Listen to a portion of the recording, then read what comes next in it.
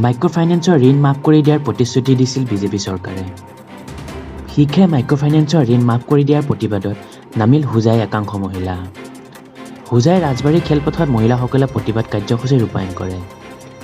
অন্যহাতেদি একাংশ মহিলাই অভিযোগ কৰে যে এজেণ্টসকলে মহিলাসকলক ঘৰত গৈ হাৰাশাস্তি কৰি আহিছে। প্ৰতিবাদৰ যোগেদি মুখ্যমন্ত্ৰীক অতি সোনকালে ঋণ মাফ কৰি দিয়াৰ দাবী জনায় মহিলাসকলে।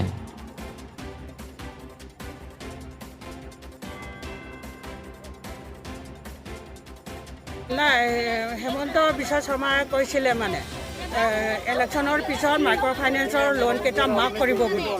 মাফ কৰিব কৈছে, ফোনত আমি চব নিউজত গম পাইছোঁ। এতিয়ালৈকে মাফ কৰা নাই, আমি মাফ কৰা নাই। সিহঁতে আহি কিনি আমাক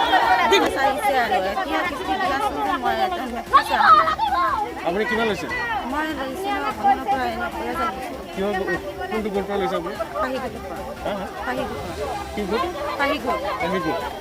এতিয়া ছাৰবিলাকে কি কৰি আছে? ছাৰবিলাক মোৰ ঘৰতে সপ্তাহে যাই থাকে আৰু মই এজন বেমাৰ আছোঁ বা মই পাব নোৱাৰোঁ এতিয়া লকডাউনৰ কাৰণে। সিহঁতে কৈ আছে যেন কিস্তি দিবই লাগিব। ইমান কষ্ট হৈ আছে আৰু ছাৰত ঘৰত গৈ পেলাই মানে কিস্তিটো দিবই লাগিব। নিদিলে 100 টকা হ'লেও সিহঁতক দিব লাগে। আগতে ছাৰ মানে গোটেই কিস্তি দিব লাগিব, এতিয়া 100 টকা হ'লে দিব লাগে, নহ'লে 50 টকা হ'লে দিব লাগে। এনেকৈ কি কৰি যাম? মোৰ ল'ৰা ছোৱালী কাম কৰি আছে, ইমান কষ্ট কৰি পেলাই মই খাবলৈ ইমান কষ্ট কৰি আছোঁ। আগতেতো লকডাউনত ৰিলিফো দিছিলোঁ, এইবাৰতো ৰিলিফো দিয়া নাই। মই খাবলৈ মানে ইমান কষ্ট হ'ল, ঘৰতো থাকি মানে ইমান কষ্ট হ'ল আৰু খাবলৈ।